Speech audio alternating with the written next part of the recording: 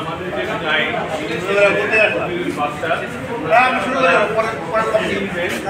বাংলাদেশের ভাষা নিয়ে যত রিসার্চ ইউজুয়ালি মহামান্য হাইকোর্টেরও অনেক জায়গায় এক্সপার্ট ওপিনিয়ন দিয়েছে জনস্বাস্থ্যের মামলা।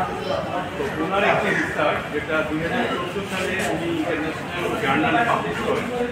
ইন্টারন্যাশনাল জার্নালে পাবলিশ করার পরে উনি অতি সাম্প্রতিককালে অ্যাওয়ার্ড হন যে ওনার যে রিসার্চটা রিসার্চের হেডিংটা বাদ দিয়ে পুরো রিসার্চ বাংলাদেশ কৃষি বিশ্ববিদ্যালয়ের উপাচার্য এবং নিক্সন আমাদের শেরে বাংলায় কৃষি বিশ্ববিদ্যালয়ের উপাচার্য এবং নিক্সনের কীটতত্ত্ব বিভাগের প্রধান এই দুইজন ওনার জার্নালটা হুবহু কপি করে বাংলাদেশের আর একটি জার্নালে পাবলিশ করেছে। তো এইটা সরাসরি একটা চুরি। আমাদের যে ইন্টেলেকচুয়াল প্রপার্টি অ্যাক্টের দেশে এটা খারাপভাবে দেখা হয় এবং এটা একটা ফৌজদারি অপরাধ।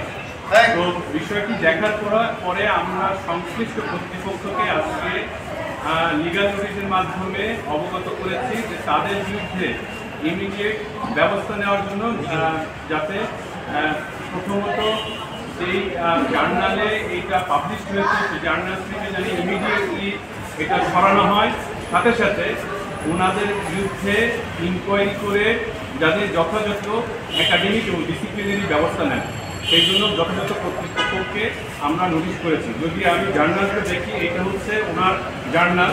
এই জার্নালটা বের হয়েছে 2014 সালে। এটা ইন্টারন্যাশনাল একটা জার্নালে পাবলিশ হয়েছে। এইটার একদম হুবহু কার্বন কপি করেছে শুধুমাত্র হেডিং বাদ দিয়ে, যেটা আমরা রিপোর্ট করেছি প্লেজারিজম চেক করে। সেখানে দেখা যায় 98% প্লেজারিজম ধরা পড়েছে। সেখানে শুধুমাত্র হেডিংটা চেঞ্জ করেছে।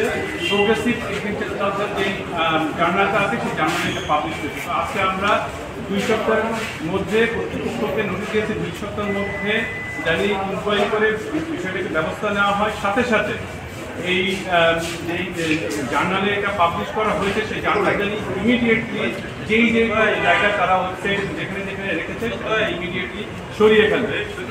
আর 5ই আগস্টের পরে যে নিয়োগগুলো হয়েছে, অ্যাটলিস্ট এই নিয়োগের ক্ষেত্রে আমরা মনে করেছিলাম এই ধরনের যারা আছেন তাদেরকে নিয়োগ দেবেন না, কিন্তু আমরা আসলে খুবই মর্মাহত যে একটা উপাচার্য যিনি একটি বিশ্ববিদ্যালয়ের সর্বোচ্চ প্রতিষ্ঠানে আছেন তিনি 14 দায়ে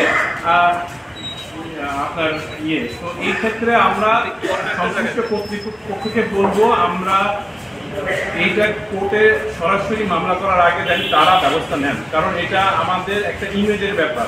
আমাদের এডুকেশন সিস্টেমের যে অবস্থান সেই অবস্থা থেকে দেখা যায় যে আমরা আমাদের যারা ছাত্র আছে তাদের যারা পড়ালেখা করাবে অর্থাৎ টিচাররা, তাদের অবস্থা যদি এটা হয়, নৈতিক অবক্ষয় হয়, তাহলে এখন সমাজের অবস্থাটা কি চিন্তা করা যায়। ওকে ভাই, হইছে।